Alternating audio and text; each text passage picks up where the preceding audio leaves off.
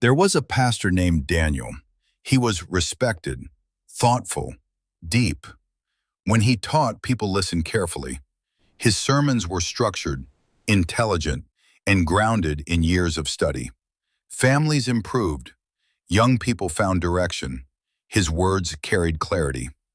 At the same time, in another part of the city, there was an economics lecturer named Professor Elias.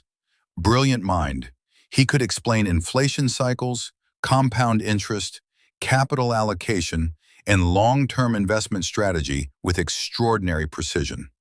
His students graduated financially literate and confident. Both men possessed knowledge. Both changed lives. And yet, both quietly struggled in areas they clearly understood.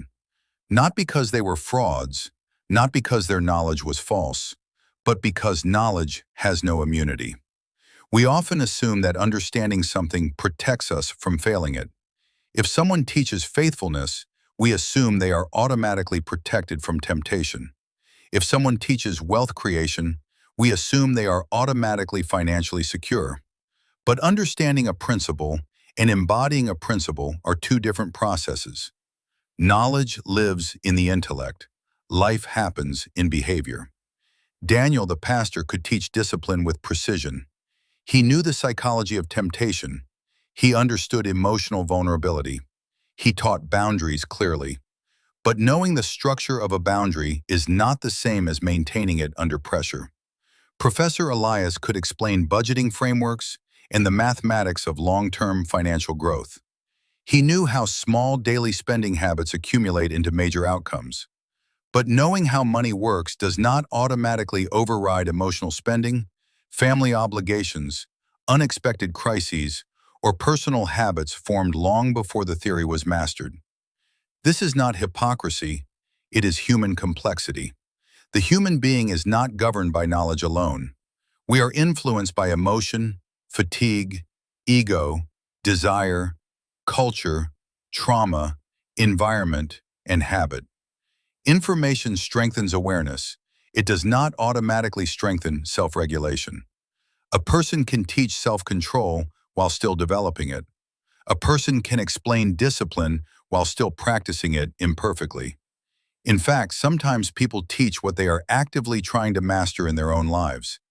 And there is something even more subtle. The more knowledge a person gains, the more confident they may feel in navigating risk. Confidence can create the illusion of control. I understand this. I know where the danger is. I can manage it. But awareness does not eliminate vulnerability. A financial expert is still human around money. A spiritual leader is still human around emotion. A health coach is still human around appetite.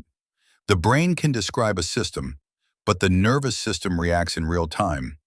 This is why history is filled with intelligent individuals who understood the consequences of their actions, yet still made them. Because knowledge informs decision-making, but discipline governs decision-making. And discipline is not a one-time achievement. It is a daily alignment between belief and behavior. So the lesson is not to criticize the pastor. It is not to mock the economist. It is to understand ourselves more honestly. You can be educated and still be vulnerable. You can teach others and still be growing. You can understand deeply and still struggle personally. Knowledge is powerful. It can transform communities. It can build systems. It can guide others. But it does not vaccinate you against weakness. It does not eliminate temptation. It does not silence emotion. It does not replace discipline. Knowledge has no immunity. Only consistent practice creates resilience. Only humility keeps awareness alive. And only daily self-examination prevents slow drift. So perhaps the real wisdom is this. Do not assume you are safe simply because you are informed. And do not assume someone is perfect simply because they are knowledgeable. Understanding is a light, but walking straight still requires effort.